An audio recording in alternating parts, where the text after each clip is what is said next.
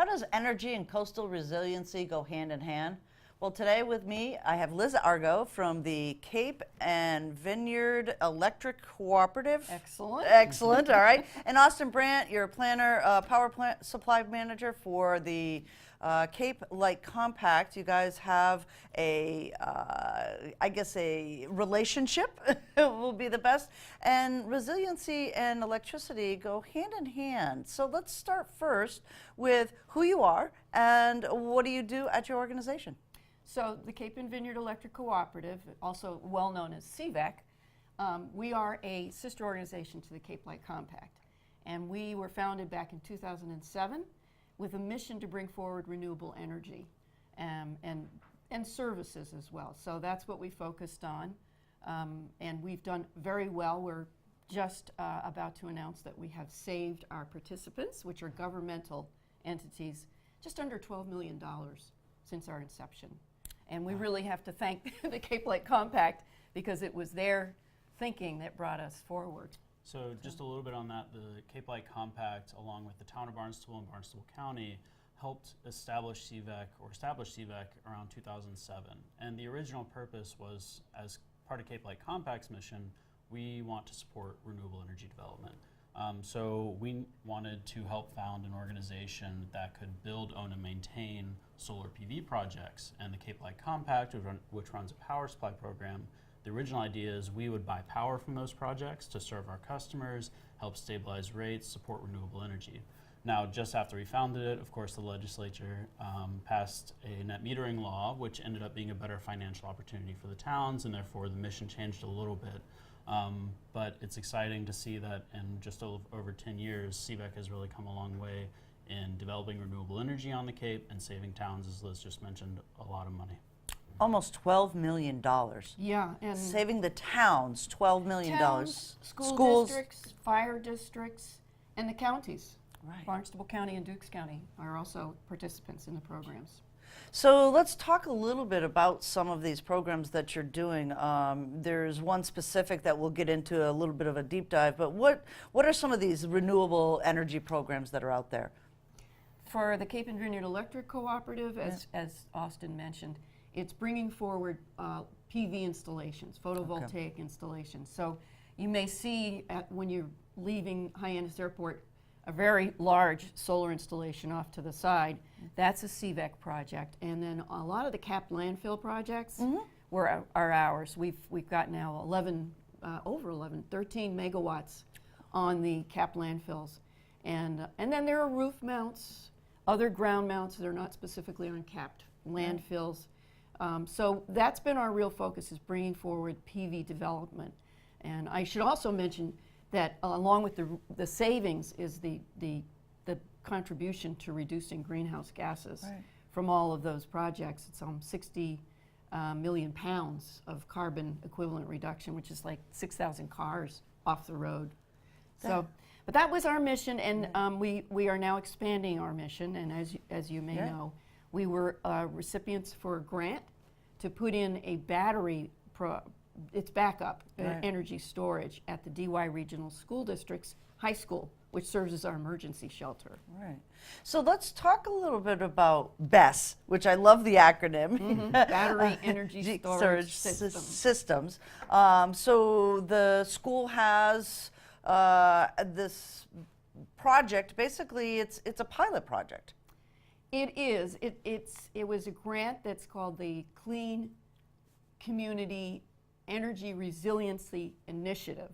Okay. And through that grant, we are supposed to bring more resilience to our emergency shelters. Okay. So the grant was appropriate and awarded to emergency shelters. And DY High School is an important one because it serves a central location on the Cape, but it also is the kitchen that supplies all of the food to all the other shelters. Oh, I didn't know that. Yeah.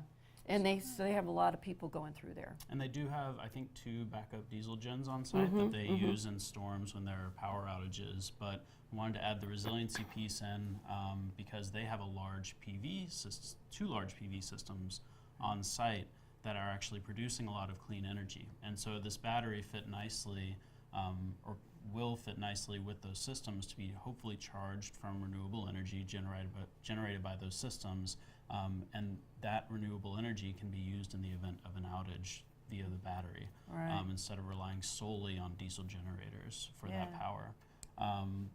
And when it's not being used, the battery can provide other services, such as participating in demand response programs that the Cape Light Compact has planned for as part of our next 3-year plan. This battery is going to be 250 kW. It's going to be able to kilowatts, excuse me. It's going to be able to provide at least 4 hours of backup power. And these storm events are relatively infrequent, and so instead of having that battery just sit there the rest of the year and not really do anything, we're going to look for ways that it can help stabilize the grid through demand response, provide additional services and revenue to DY Regional School District. Right, and I'm going to just back up a little bit because people are like, well, it has 2 diesel generators, so why do you need this? And your comment before the show was Lessons learned. lessons learned, Yeah, right? unfortunately, Hurricane Sandy, it brought forward a big lesson in that when the diesel generators run out of fuel, if these are prolonged events with Right. the grid down, you can't pump the fuel to fill the diesel generators. So the concept of using our renewables in conjunction with the diesel generators just extend the whole period of being able to have no outside power coming in is it's a good solution. Right. So I thought that was really interesting. You know, you just kind of not think about stuff like Right. that, and then when it happens, you're like, well, what are we going to do? But Yeah. this particular application would help facilitate at least energy still going through that shelter. exactly. Let's talk a little bit. As a pilot program, you have to kind of figure out whether this is going to pay for itself. So you mentioned the word revenue, and you know everybody in municipal government, their ears perk up, right? Revenue, where's it coming from? yes. You know, is it a cost savings? So let's talk about that a little bit. How does revenue fit into this application? Well, there is a benefit from the demand response activity, being available as a power supply to respond to demand response, has an award.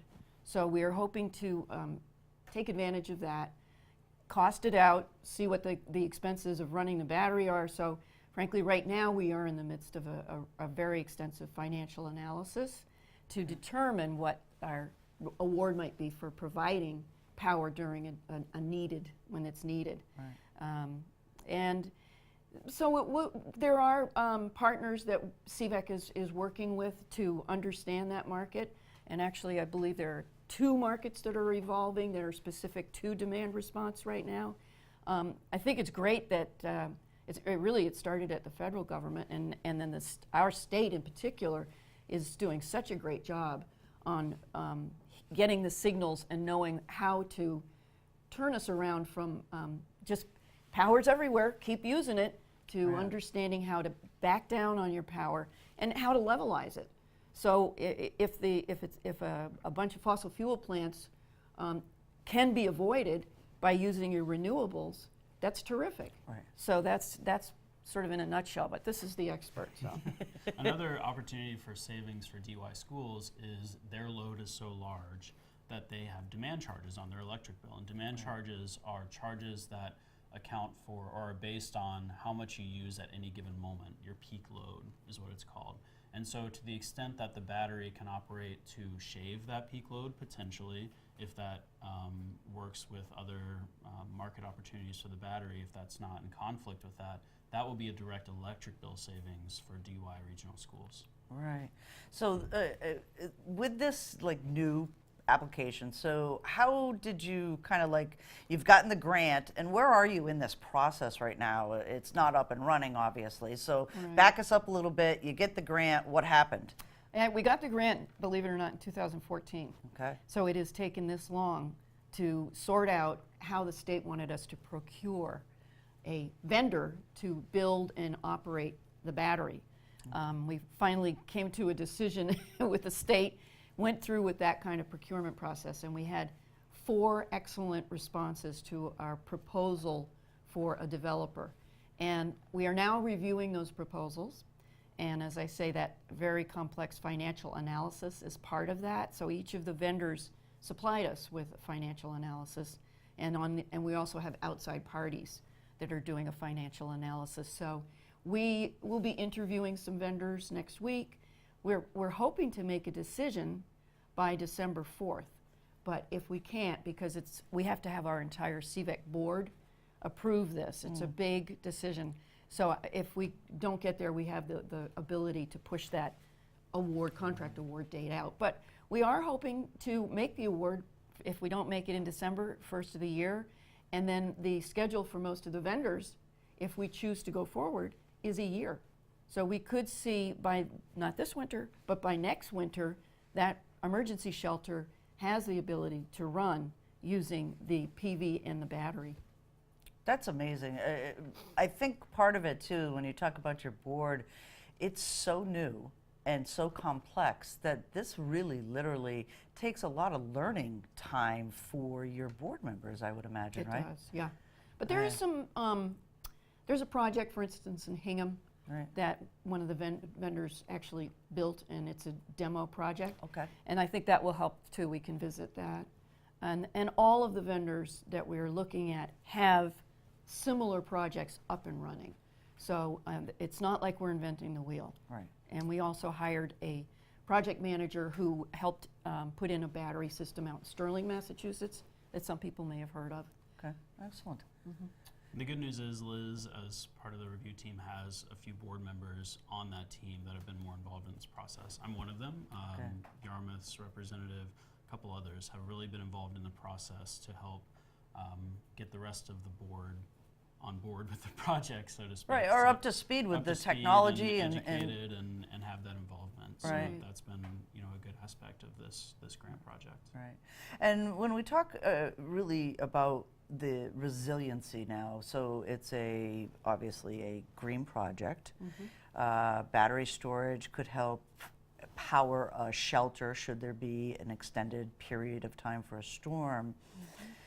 What does this actually mean for the rest of the Cape if, and we say if because it's a pilot program, we don't know whether the revenue is going to be there to do this, across the Cape. But what would that mean for the Cape if you could do more types of these projects? Well, it would mean resilience. I think, we are facing climate events every year increase in not only the visits by storms, but then they're so intense too.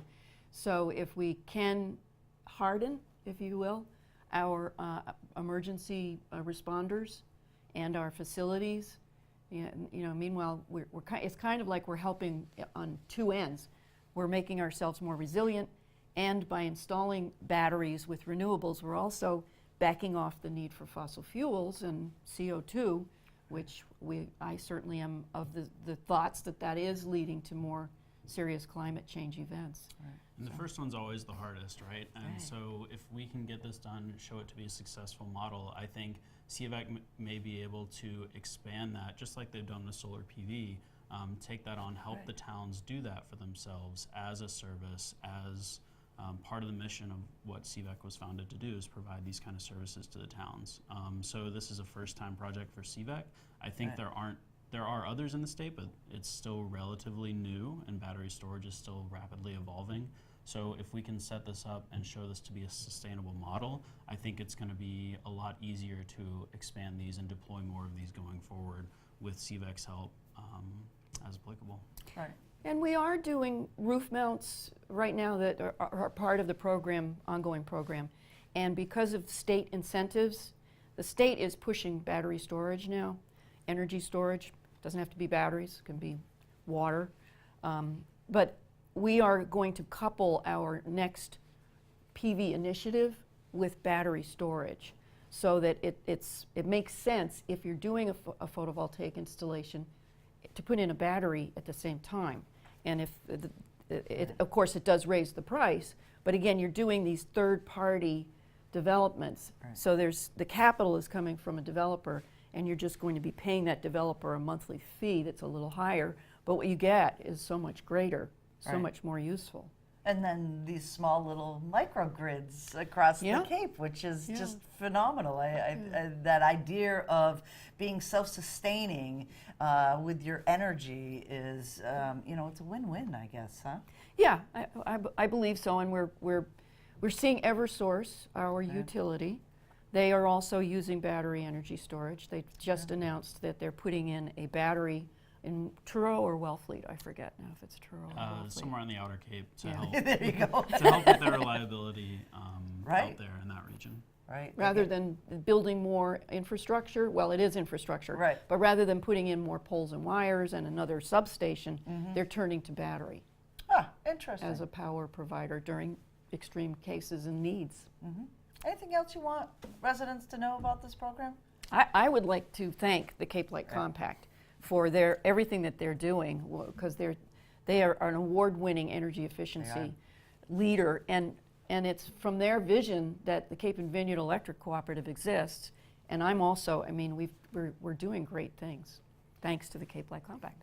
Well, thanks to CVEC, and we invested a little bit in the Cape and Vineyard Yeah. Electric Cooperative, but I think the returns on our investment through CVEC have been huge to the towns, and so we're really excited to see, 11 years down the road, how much CVEC has brought back to the towns after starting in 2007. Yeah, basically about $1 million a year. Yeah, Yeah, really, Well and they're done. piling up. Well done and to both of you. it's going up every year too. So Right. next year I'll come back and say, well, we just hit 50 million. Right, that would be fantastic. Thank you both for coming in. It's a complex topic. It's a pilot project, but the actual benefits to resiliency and to Cape Cod as a whole, exciting things on the horizon. Thanks for having us. Thank you. Thank you.